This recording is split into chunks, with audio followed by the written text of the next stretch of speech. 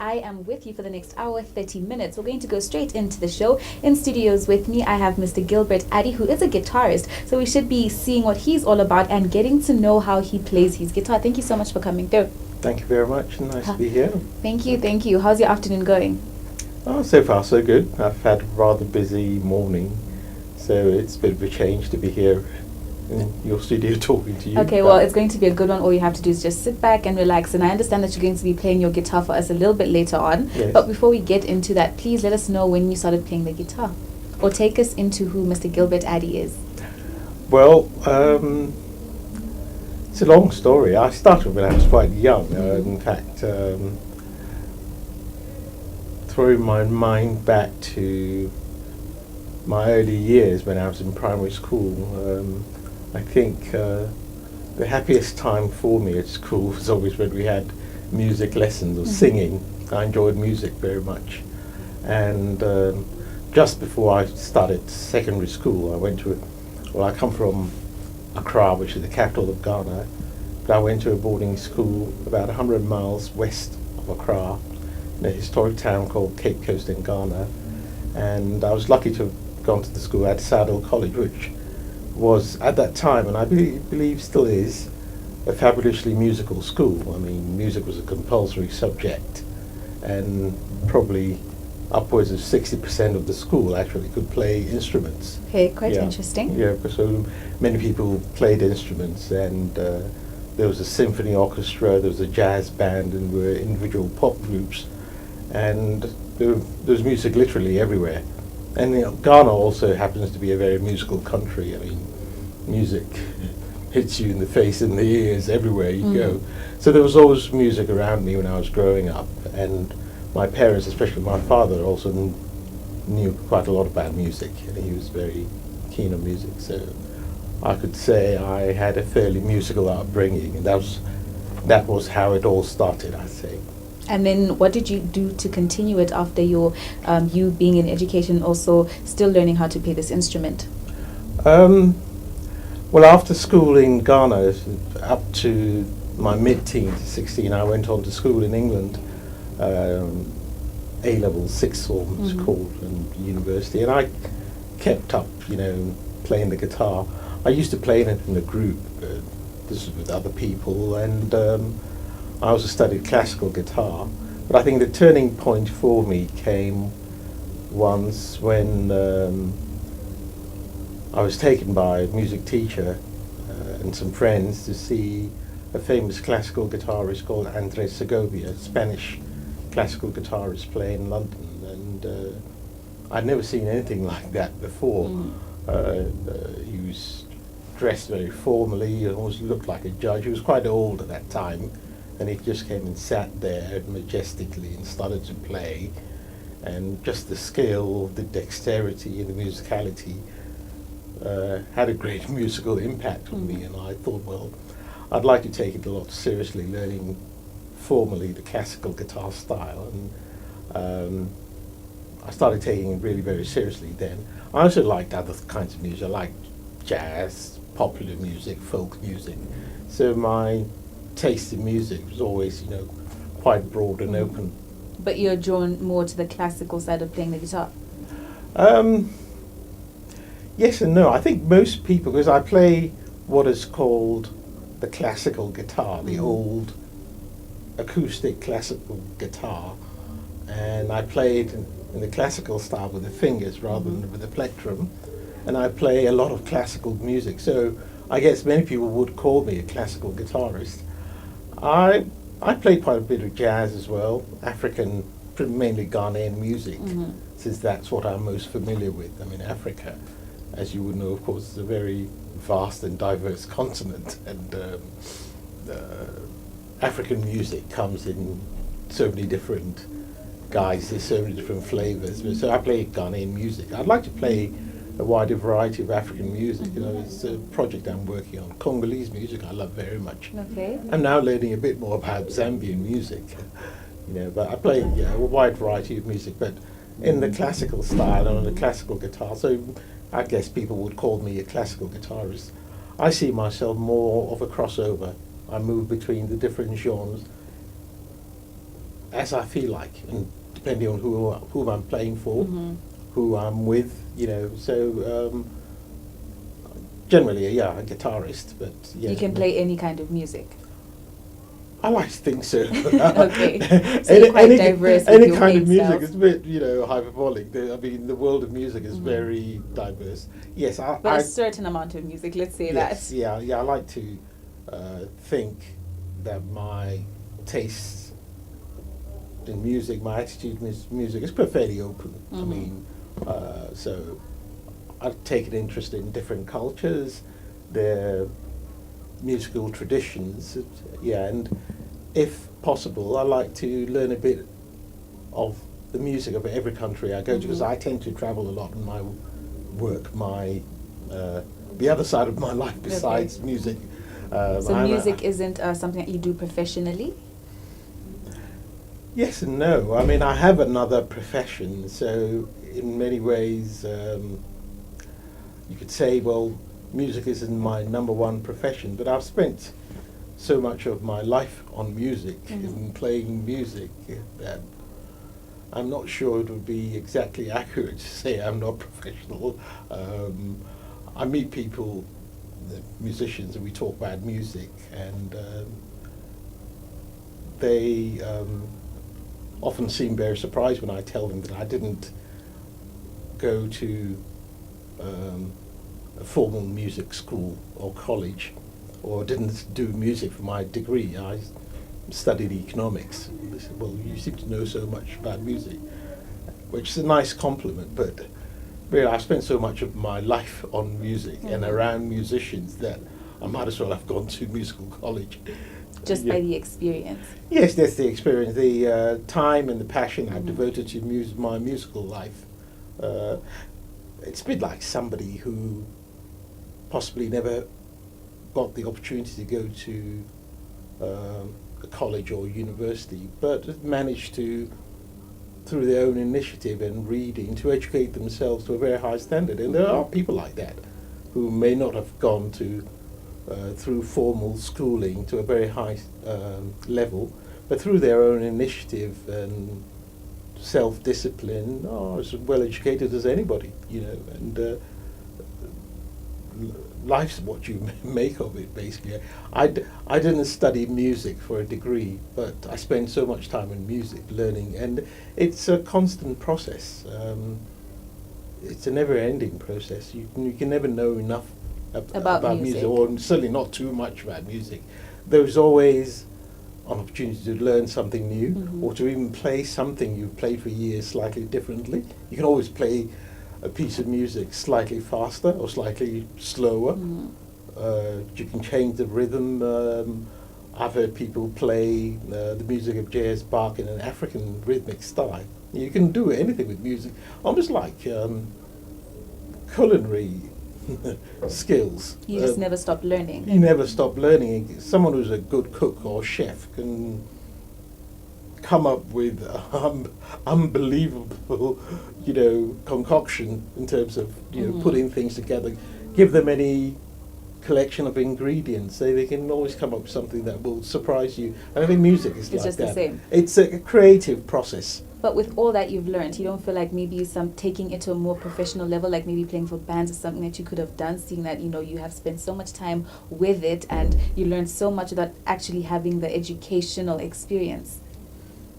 Well, I could have done it in a way. I've often had to explain to people how is how it is that I didn't pursue music as a Mhm. full-time career. Um, well, I suppose I could say parental influence.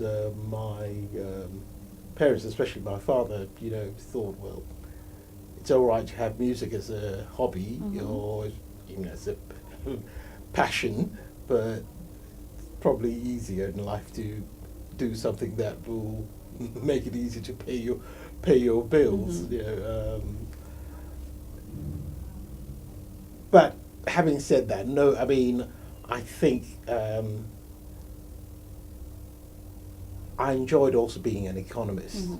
and I got the opportunity to study economics.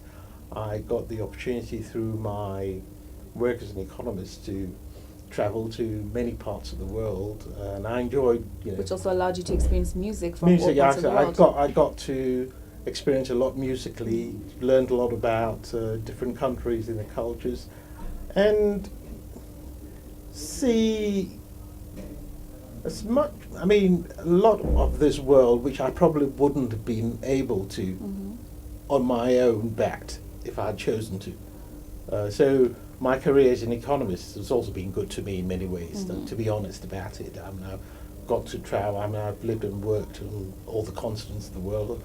I've lost count of the number of countries I've been to, and everywhere. That many. Pardon? There are that many. Yes. I mean, there are 54 countries in Africa. I haven't been to all of them, but I've been to most of them in Africa. I know most of Europe, the Caribbean, a fair bit of Latin America, some Asian countries. But let's focus on the African continent musically. What would you say has been your favorite musical experience with one of the countries in Africa? I've always been fascinated by Congolese music. I think I find the Democratic Republic of Congo is one country I haven't been to yet. And to me, it's always been a very fascinating country. For a start, it's huge. It's right in the center of Africa. It occupies a lot of the African continent, which is a very vast continent. And the musical output is just fabulous. I mean, different kinds of music. And they're such musical people. And the fact that I've never had the opportunity, or I've never taken the trouble to go there. I mean, I've been to countries around the DR, Democratic Republic of Congo, like Sudan, Zambia, as I am now. But I've never quite been there. And when you've never experienced something before, it always seems like a fascinating challenge. But there's this one country I haven't been to, and I love their music so much.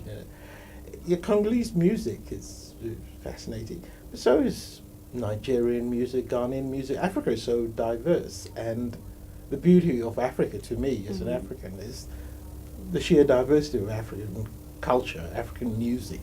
Of course, there are certain commonalities one could talk about African music, but you can always tell Congolese music, you can tell Ghanaian music. Even within Ghana, I mean, there's different kinds of music from the different parts of the country. Songs are sung in different languages across Africa. So the sheer diversity of African music means there's always something fascinating about it. And also going back into history, because of it was a fact of history, the slave trade, which took people from Africa to the Americas, and with that African music travelled across the Atlantic Ocean to the Americas. Much of North, South American and Caribbean music is really of African origin. Of course, there have been other influences, European as well, but most Brazilian music is really more African than, say, European. The same can be said about salsa and Cuban music and various musical forms from the Americas, like reggae, jazz, blues. I mean, music is probably Africa's greatest gift to the world. I mean, and everywhere in the world, when you play African music, people get excited about it. People like African music. And that's simply because most of the world listens to African music. They just don't think of it as African music because it's music that has come from Cuba, or from the USA, or from Brazil. So they don't readily think of it as African music, but most of the world listens to African music all the time. Okay, so we're going to take a quick break and listen to you play after the break. You seem to know so much about music. We could go on and on and on. So we'll take I only know a little. I'm still learning. Oh, please don't be so modest. We're going to take a quick break, and on the other side, he will be playing his guitar. Follow three married couples on the challenging journey of marriage life today. I told you that I was going to go and talk to you. Witness as they cascade through day-to-day issues in a home.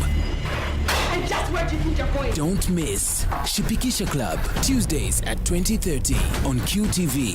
Experience home. Now, welcome back. As promised, we did promise you a performance by Mr. Gilbert Addy from his guitar, and he will be playing us a beautiful sound from Ghana in specific. So let's hear the beautiful African sound.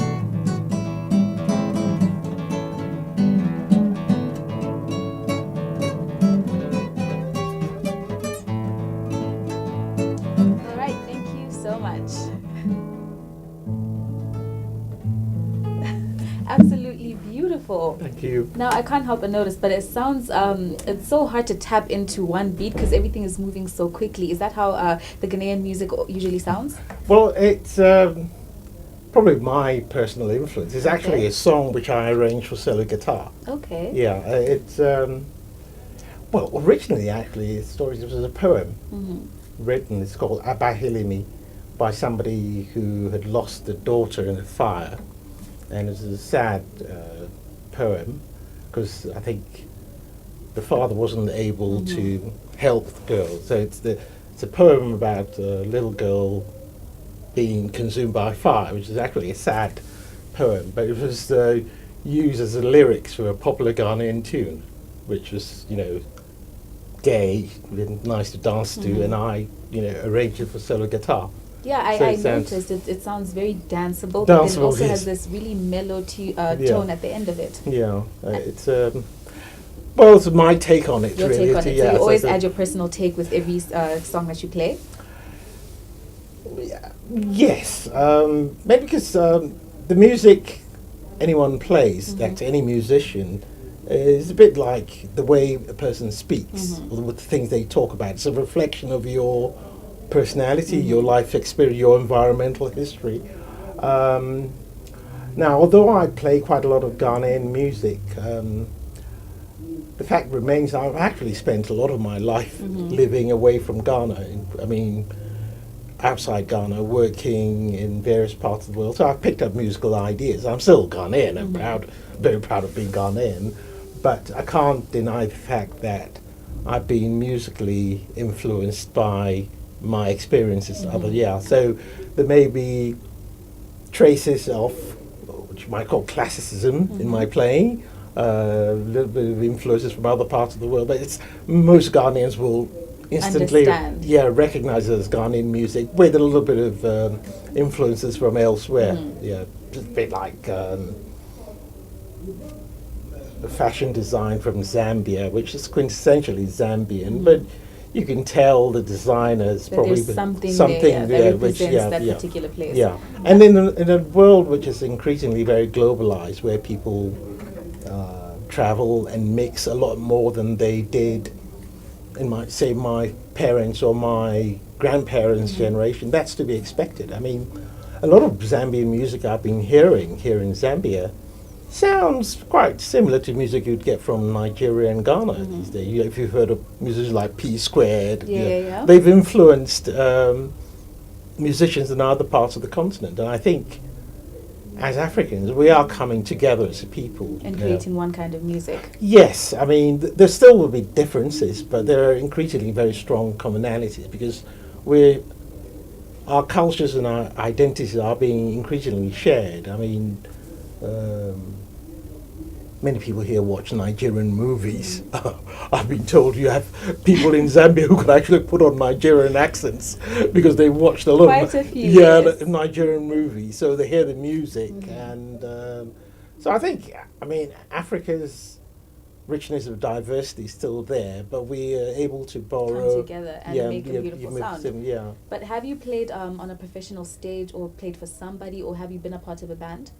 Yes, when I was young, when I was at school, I did play it was a schoolboy band, and also at university I played, you know, with band. But I have played at concerts and workshops, and I always make a point of going to music workshops, festivals when I've got the time and holidays to be the perfect holiday for me.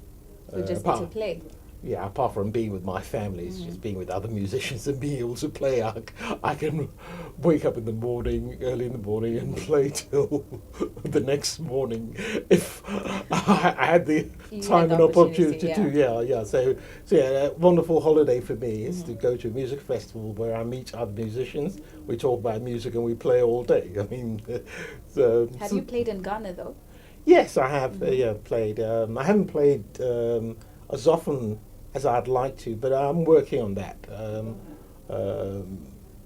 I've been in and out of Ghana a lot over the last few years, but I'm hoping to get one or two people to arrange, you know, concert performances for me, because I like to focus on what I do best, which is playing, but somebody else should do the marketing and the promotion, seeking the You just want to performance, do what the artist has to do, and that's just perform. Interestingly, that's part of the work I'm doing here, the day work I'm doing here in Zambia, which is to help the creative industries become more competitive.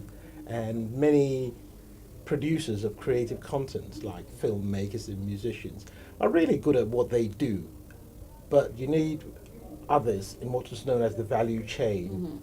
For instance, in the music industry, you've got those who actually do the playing of the music, but then you've got the record companies, the event promoters, those who own the concert venues, or even the instruments. All of them are part of the music industry, and they all need to up their game to make the industry as a whole. Very good. So the musician typically wants to do what they do best, and that's just perform. That's Thank you so much for coming through and Right, performing for us, as well as answering some of our questions. It's been quite interesting to have you here. Yeah, thanks. It's been great talking to you. You are very welcome. You're still watching In Touch. We're going to take a quick break, and on the other side, we will be back.